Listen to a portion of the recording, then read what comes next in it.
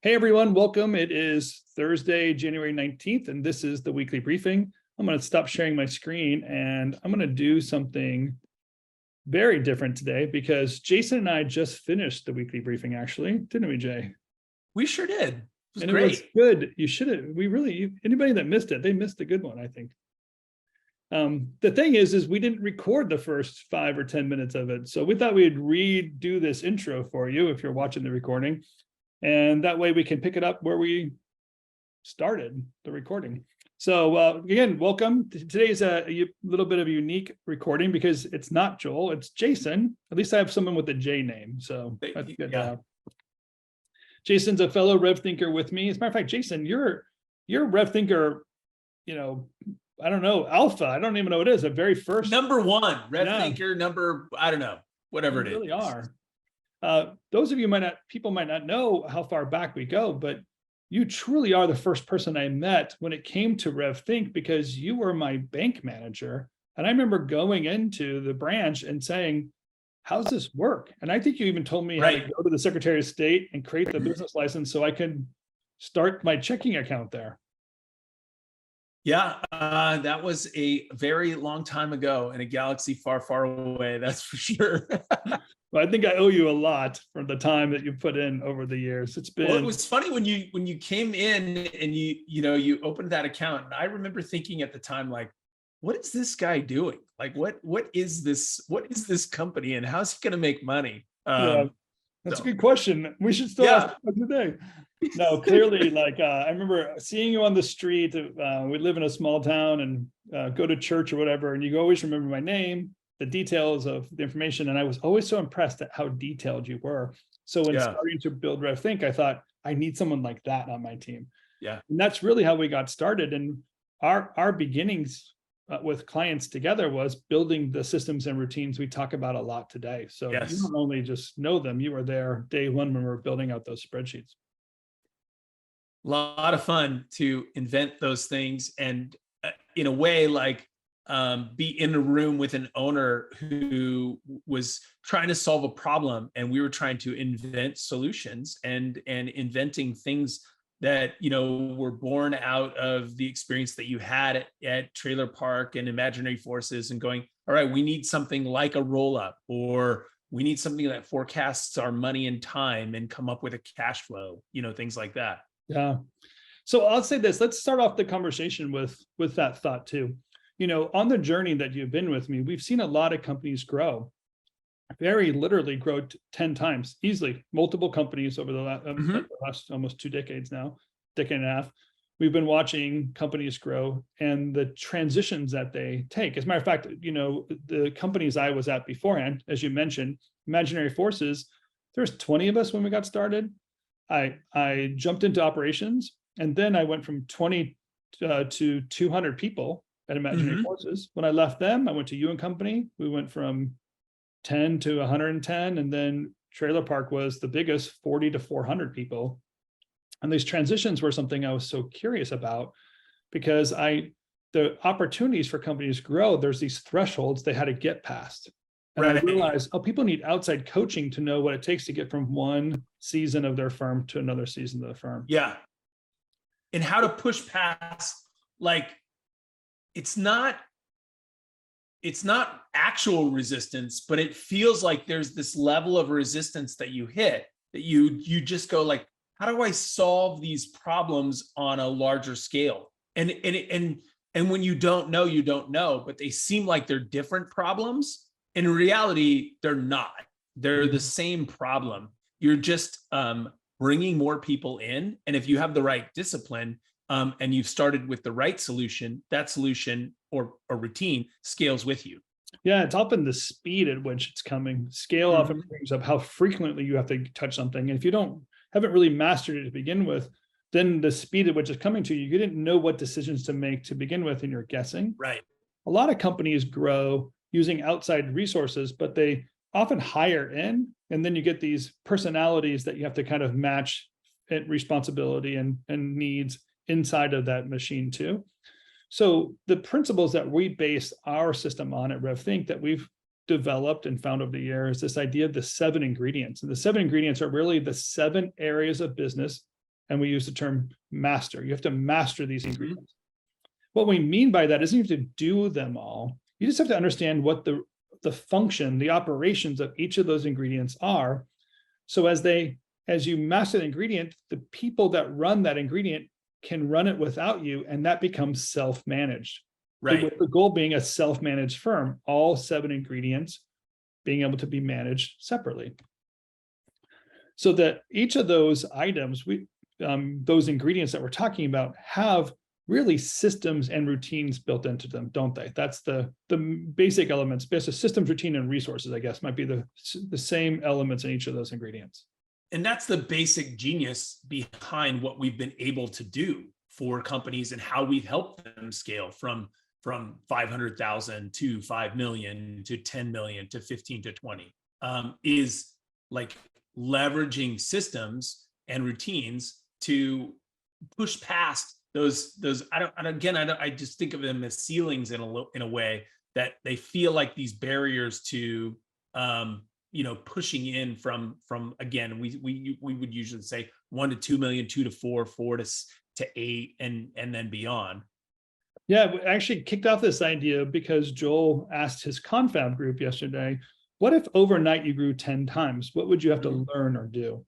And I came into that impression of like, if you're going from 2 people to 20 people, there's not much difference at all. But if you're talking 20 people to 200 people, that's a huge difference, because you're going through multiple transitions in the 20 to 200 pipeline, or 40 to 400, what I've witnessed in my time. It's a big, big ask to go through multiple transitions, and you have to know what's on the other side in order to get through that transition. And that's reading books and having mentors and getting consultants or whatever it takes to get you through those thresholds are really, really kind of the key elements. Yeah. I think where we started the recording, we actually started by talking about the finance ingredient. And I kicked it to you because you're like kind of our finance guru inside of RevThink. You're the one I point to and say, oh, finance issues, let's get Jason involved.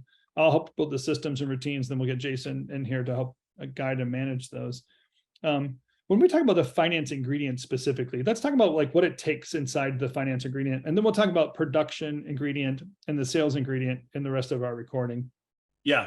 But what's involved in the starting up of the finance ingredient? What are the systems that the finance ingredient has in their bucket? Yeah, I think that the first step in that finance ingredient is clean data, is accurate information. And often,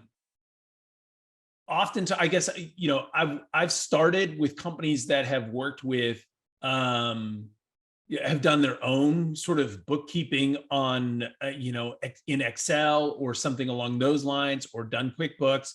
I've had clients that have started or used Bench as a service or things like that, but or even have had their mom as their bookkeeper. And the reality is, like, none of those situations are wrong outright. What you need someone capturing accurate data so that you can analyze it and make decisions around it. But generally speaking, pretty quickly, as you get from $10 to a couple of $100,000, you really need to find yourself in QuickBooks, and you really need to find yourself a bookkeeper. That's really kind of like baseline. You want to start to grow, and you want to see the information in a way that will help you grow. A bookkeeper's a really solid start. Yeah, what's funny, in my personal journey, I've written software to help people manage and put finances in place. But when I touched QuickBooks, I didn't go very far before I realized, you know what, there's another specialty involved, and it's really important to bring on those specialists that can do a chart of accounts, understand the financial implications to what you're doing, and start plugging it in. And a bookkeeper, we say that's the first person you should hire. They're the easiest person to get involved. Right. What's really key about hiring that person is to not just go along with their routine. You actually have to, in mastering the routine, you have to understand how frequently they do it.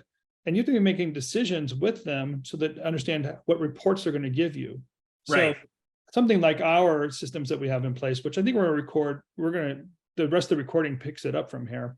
Yeah. But that idea of a bookkeeper and building a system and routine around that we want to encourage people to bring on that bookkeeper right away, put those systems in place, and then the routine of a weekly system and a weekly process that you can run and look at your reports and analyze it. That's the decision making that you need to have a self-managed ingredient and self-managed firm. Yeah, and if I could, and I didn't say this in the recording earlier, but one thing that I would say is, I recently I've been working with a smaller sized client for the last year, and someone where one of the owners was involved in the books, did most of the day-to-day bookkeeping. And we recently transitioned to them, and we've been telling them, because it's one of the things that we say at RevThink early on. Hey, you need to offload this process to someone who's more specialized in it so that you can think bigger. And this, it's okay when you're smaller to continue to do that to a certain extent. This company finally did that. And I'll tell you, it was one of those moments where they look at you in a meeting and they say, I know you'd said that 9 months ago, and I know I held on to it. And now I realize that I should have let this go a long time ago. And so if you're in that position, I want to encourage you to really let that part of the process go. As long as you've got some guardrails and elements around what you're going to do in place of that to still get the data and decision around it, let that go. I've worked with companies who the bookkeeper is the mom, and you're going, oh, okay, let's talk about this. Or we're not using QuickBooks or things like that. And so to me, one of the first steps to take is ensuring that you've got like a stable routine around your bookkeeping, whether that's done by the owner, if you're real small, or your mom, or you have a professional bookkeeper. But that's usually like the basic start. We've gone into agencies and said, hey, and the joke is, eventually you have to fire your mom. And there are people that told us, well, actually my mom is my bookkeeper. So that's what you're like, oh, so for finance, like the idea of clean data is dependent on the systems you're using, right? So you can honestly use an Excel sheet to run your finances. You would just totally suffer in that, because although it's capable of doing the math, it can't keep up with the requirements and the backstories and the tax requirements of something like QuickBooks. Exactly. That is updated all the time. So a really good system, but the software alone doesn't do it. As in, there's a chart of accounts and other requirements to run the financial systems to get the data in there in accurate and good ways. And then the system captures it. What's good about a good system is when it captures it well, the insight that comes from the analysis that you can do allows you to then make decisions. So good data captured methodically and accurately allows you to analyze the data that comes out and make good and valid decisions. So I think systems wise, we know that finance needs a good finance accounting system, usually QuickBooks Online, what have you. And 2 million or 20 million, they still use QuickBooks, right, Jay? Nothing changes in the scale there. Yeah. Some people would say, well, as you get larger, you've got to move to more complex, like ERP, or, for what we're doing and delivering, like it's not necessary to move to something more complex. From what I found, the QuickBooks can handle those larger things, because you're not scaling with inventory or all these other things. So besides that, you have to start putting in the ability to analyze that data. So the information you get out of that system as well. So good reports, the obvious ones are P&L and balance sheet, which I always think balance sheet's a funny one. All us young entrepreneurs, when we first look at it, we're like, so what does this report do? How does what's retained earnings? Equity, or it's like the balance sheet one isn't anything you need until you go to a bank, right? But the P&L, and then obviously the big one that we know at RevThink is it's really your cash board. You have to take that money, and the opposite of money is time. So you have to put that money on a timeline and understand when the requirements are due for this money, so you can keep up with those requirements. And a cash board allows you to do that. So those are the systems, the routines to keep that up. Obviously, we always say weekly basis, right? Update your QuickBooks on a weekly basis. That's AP and AR, get it in there, timesheets, that kind of stuff. And Cashboard, we'd say you definitely have to keep those up on a weekly basis. So there's got to be a routine to update these systems. Yeah, the Cashboard is the from the finance side, and I'll call it like the C-suite type manager if you're going to scale to 20 million. And I have a call with a client, a large client later today. Cash flow review. It's a 15 to 20 minute conversation around what does our runway look like? Here's what our burn rate is. Here's the things that we can control, and here are the receivables.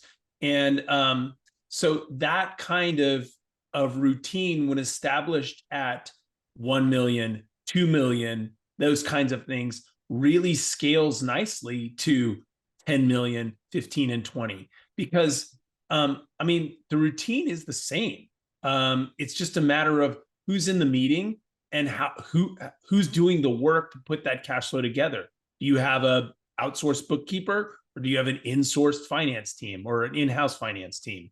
Yeah, and one thing I know that small businesses struggle with, they think that they can't afford a bookkeeper to begin with, so their data isn't good going into it. And then when they get a bookkeeper, it's usually attached to a CPA firm, and the books are reconciled once a month after the month is closed. So you're looking at your data, you're looking at data from 6 weeks ago. Right. What we're encouraging you to do is, no matter what size you are, if you're 500,000 or 50 million, you have to run routines on a regular basis so you can understand, we call it the heartbeat, the regular things that should be happening. And then you can imagine what happens at scale is the need for analysis speeds up. I have to see things more frequently. I have to understand things at a faster pace. That's the only thing you have to keep up with is the pace, but the routine and system stays the same. So you can't, to do cash flow weekly, have your bookkeeper, I'm going to give you straight advice, get a bookkeeper and have that bookkeeper update your information on a weekly basis. Have that bookkeeper output your accounts receivable and your accounts receivable on a weekly basis. And then accounts payable, accounts receivable. Yeah. And then put that on a timeline and line up your revenue to your expenses, plug in your time, your salaries, and other ongoing credit card payments, and that's your cash board. And you can see when those items are going to take place. But that routine and that system are so important. What's different than between a $2 million and $20 million firm to make it self-managed? If the systems and routines are really the same between the two, what is the difference between a $2 and $20 million business? I would say it's the resources and the people that are in that meeting. So specifically, a $20 million company, they're not using a part-time bookkeeper or something like that. Like you're bringing in a full-time bookkeeper. You probably have a manager or a director of finance, things like that, which, by the way, we're going to start touching on other ingredients, but would start to absorb operation functions or human resources, things like that are typical. Yeah. So that would be the variable. Like 2 million, no, you don't have it. You don't have the budget or the overhead to capture a director of finance and operations. 20 million, you'd better, otherwise you're in trouble. Yeah, and this is where I feel like people want to skip ahead too, is they don't understand the ingredient themselves. So they haven't put in the systems routine and understand the reports and analysis necessary. And then they wait and hire the professional. The professional might understand something, but if you can't relate to what that, the director of finance is telling you, because you haven't mastered the finance ingredient, you're just as lost, and you've hired somebody to tell you something you can't relate to. So that growth part of it really is the understanding of what should finance be doing as a team, and then how do I eventually get it so that it can be self-managed, and I know what my director of finance should be doing. I'm the one that directed that person, gave them their job, I've hired them, I chose that position to grow. I know what's come out of that. So a company I worked with recently went from very, very small to really, really huge in less than a year. And that $400,000 to $40 million span that they are climbing you can imagine the speed at which we had to onboard people and the things that were kind of falling apart because we were grabbing people from different organizations, therefore different operations, and trying to get them to talk to each other. And it was happening at such a fast speed that there wasn't really a chance to synchronize until finally got involved and just said, let's get some clear weekly routines in place. So let's go on to another ingredient, because this is when it crosses over, right? Let's talk about production, because production will eventually have to talk to finance, but production in and of itself is its own ingredient. What systems are usually in place in the production ingredient?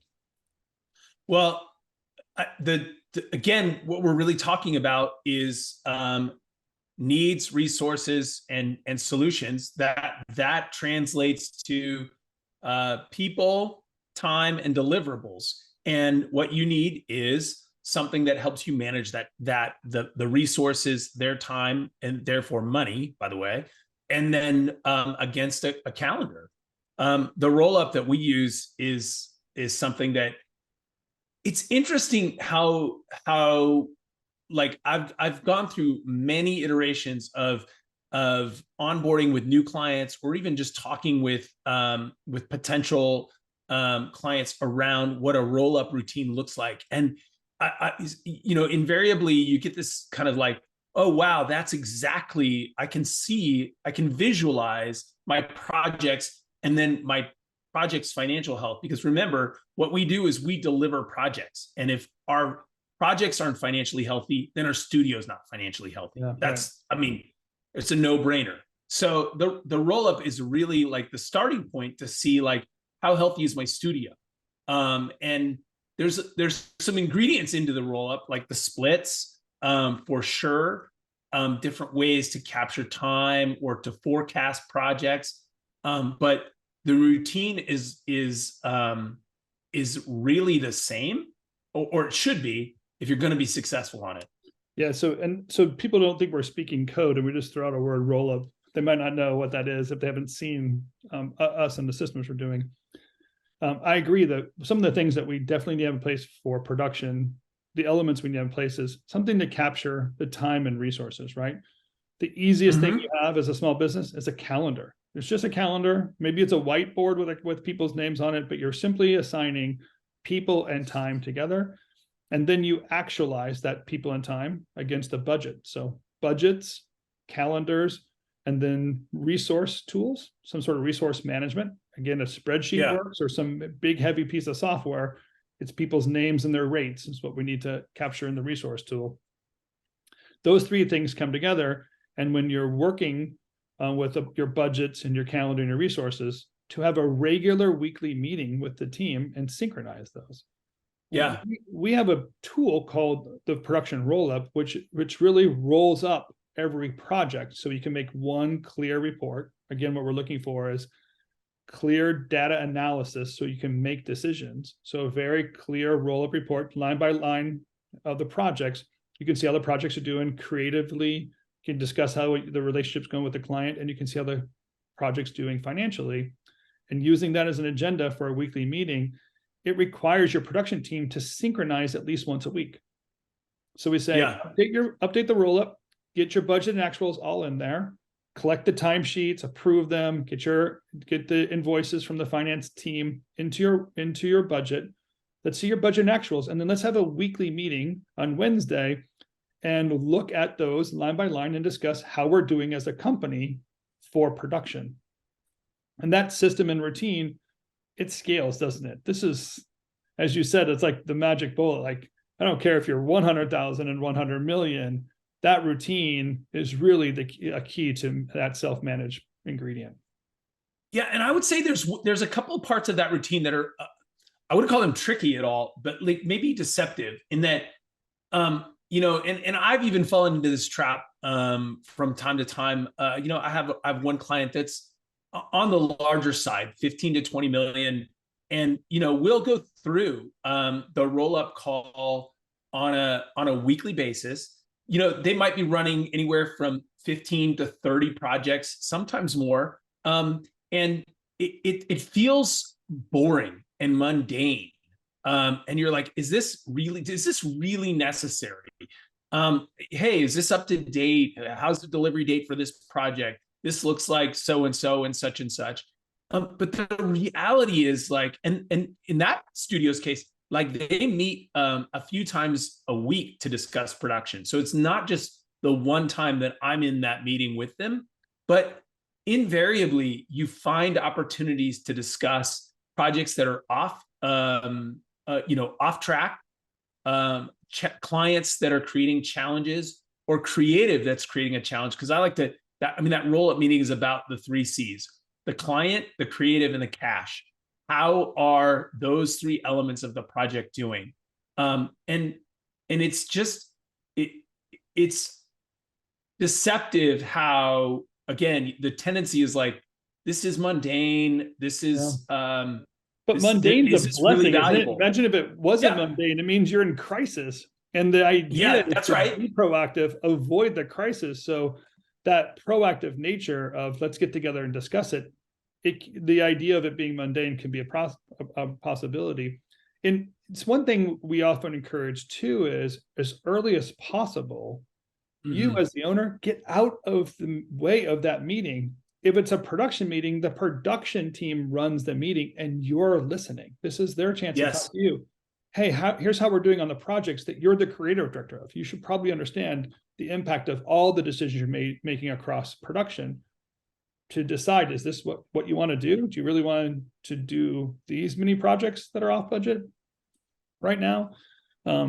But also, so the finance team, same way, like the finance team talk to you, and that begins the nature of self-managed. The team starts to realize what it takes to run themselves. Leaders pop up, and you probably grow leaders, head of production, executive producers, and so on, that will help manage and run these ingredients for you. But that system is such a great system. So, some sort of resource tool, a calendar tool, so you can see how those resources play out, a budget tool, so you can budget and bid things to your client, and actuals against that budget. How am I comparing to what I thought I was going to do? And then roll up that information into one clear report that you can look at on a weekly basis and discuss. Production roll up, great way to get that ingredient self-managed. Really, really good. Should we touch on one more ingredient before it runs up? This one's going to be fast because we're running out of time, but this one's not that hard to sales. Sales doesn't have a lot of systems, does it? It's often a CRM, an outreach, and some tool. Pipe Drive, something like that. Google Sheet. Again, you can work on a Google Sheet just fine. What is it we're looking for the tool? When we talk about the system of sales, what is it we want the sales system to give the company back? Well, I mean, obviously revenue, like that's the element that drives.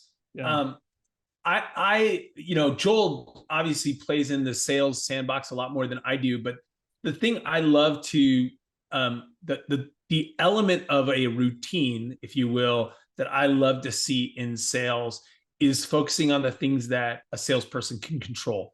Like they can control the number of times they reach out. They can control their outbound emails, those kinds of things. And that's what I like to see in a sales meeting. So managing, and I do, even though I don't work in like I said, the sales sandbox too often, I do attend a fair amount of sales meetings just because from a finance perspective, I like to see the lens into the future of what I can expect and what's coming down the pipe, and really gives me a sense, I guess I'd say keeping my finger on the pulse of the financial inbound health that I can be looking at and managing. The sales system is like driving down the road in your car and turning on the high beams. You could just see further down the road of what's happening for the rest of the company.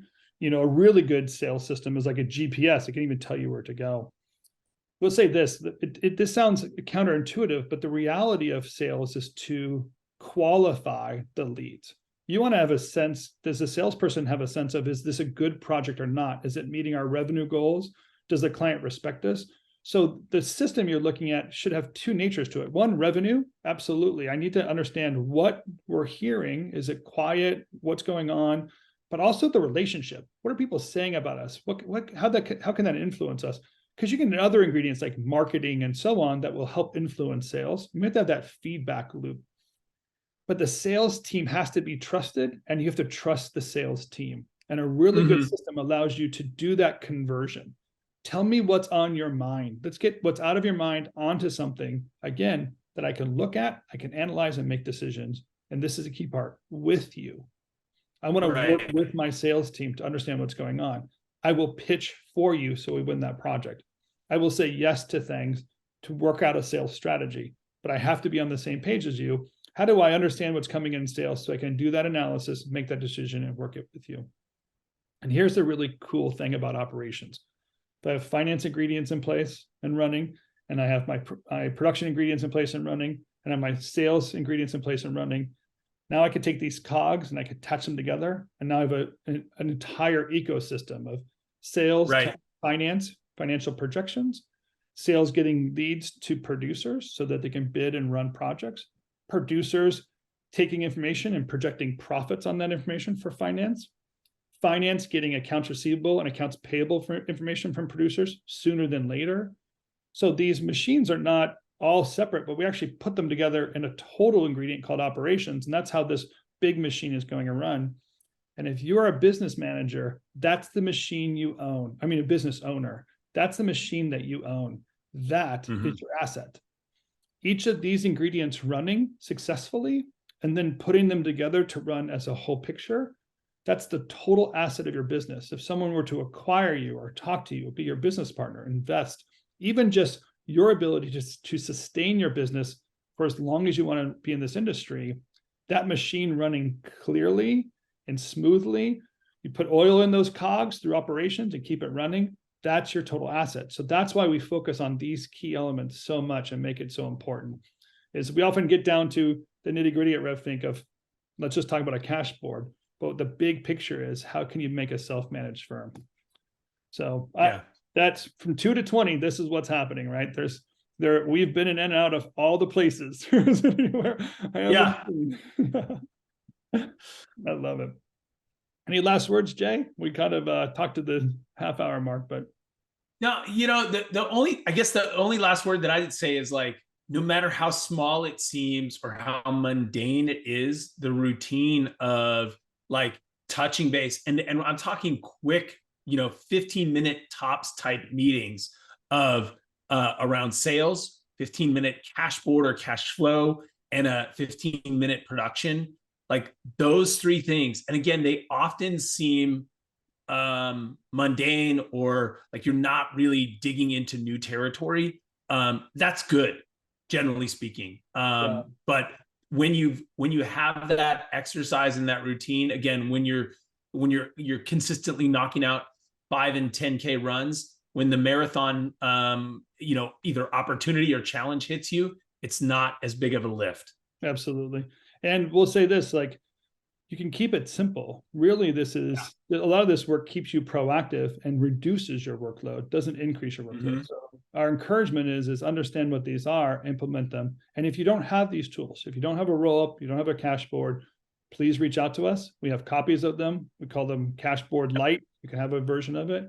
We do have CreOS, which is a full system that we implement for people and give them all the tools they need. Whatever we can do to help you, we want to get you started on this growth strategy so that you can thrive in business, life, and career. See how I wrapped that up? That was a good segue. That was good. That was really, really nice going. Beautiful. Almost like I do this every once in a while. I know. Well, it's so great to have your face on this. It's been fun. Get this recording. I hope he's enjoying himself up at Sundance and all the Rev Thinkers that are enjoying themselves there today. We hope you have a great weekend. And to all of you, thanks for being part of this today. We appreciate you being here. You have a great week, and put things on inside of community. If you have more questions or anything you need, feel free to reach out to Jason or I. We are keeping the conversations going over there. Thanks again, Jay. Yeah, thank you. Guys, have a great day. See ya.